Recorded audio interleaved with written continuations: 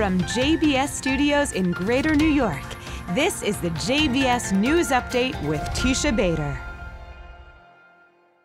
I'm Teisha Bader with the JBS News Update for Monday, December the 18th, 2017. Rockets from Gaza were fired at Israel once again last night.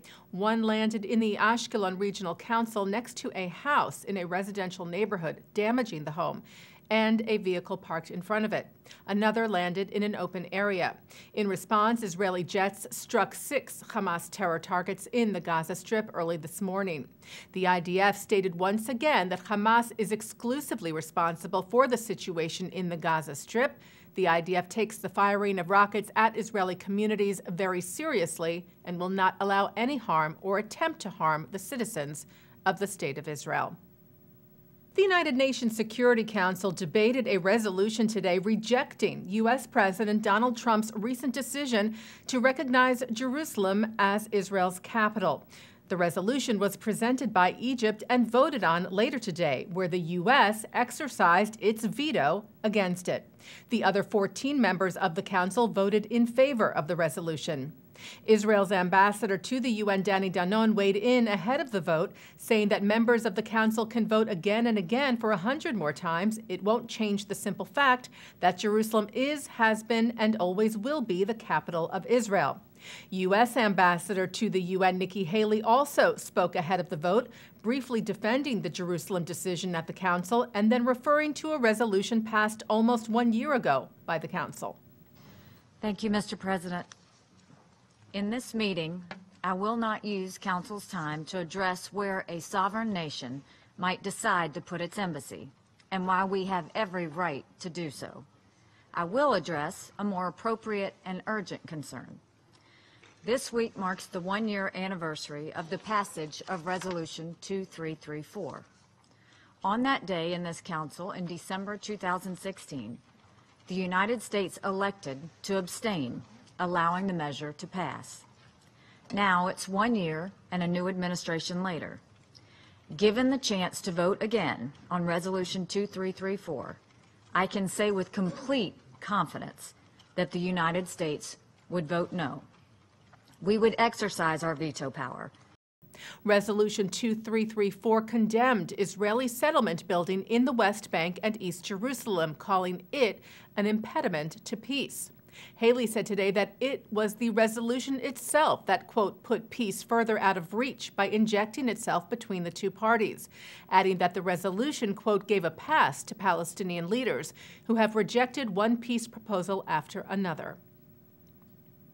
U.S. Special Representative for International Negotiations Jason Greenblatt is expected back in Israel. The White House said Greenblatt would visit and remain in the country throughout the upcoming visit of U.S. Vice President Mike Pence, who is scheduled to arrive in Israel on Wednesday. Senior diplomatic advisor to Palestinian Authority President Mahmoud Abbas told the Times of Israel yesterday that Greenblatt would not be meeting with the Palestinians. Majdi al-Khalidi said Palestinian Authority President Mahmoud Abbas made it clear in his speech last week to the Organization of Islamic Countries that the Palestinians would not meet with anyone from the U.S. administration in protest over the Jerusalem recognition. Al-Khalidi also reportedly said that Greenblatt did not request such a meeting. Well, investigators are looking into whether a Hanukkah menorah may have been the cause of a deadly fire overnight last night in Brooklyn, New York. 4 members of a Jewish family were killed, and 5 other family members and 5 firefighters were injured when a fire tore through a home in the neighborhood of Sheepshead Bay. A menorah in the main square of Kiev, Ukraine, was vandalized twice over the Jewish holiday. On the first night of Hanukkah, a swastika was found drawn on the menorah in Kontraktova Square, and then last night it was discovered covered by what looked like blood. Rabbi Reuven Stamov, who is the Ukraine representative of the World Council of Masorti Synagogues, said anti-Semitism was on the rise in the country, but he also assured that the menorah would continue to be lit until the end of the holiday. And students at a Jewish school in New Jersey have broken the world record for the world's largest human menorah.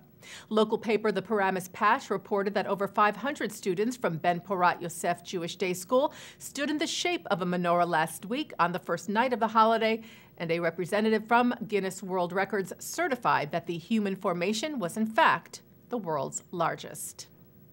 And taking a look now at our programming for tonight on JBS from Monday, December the 18th.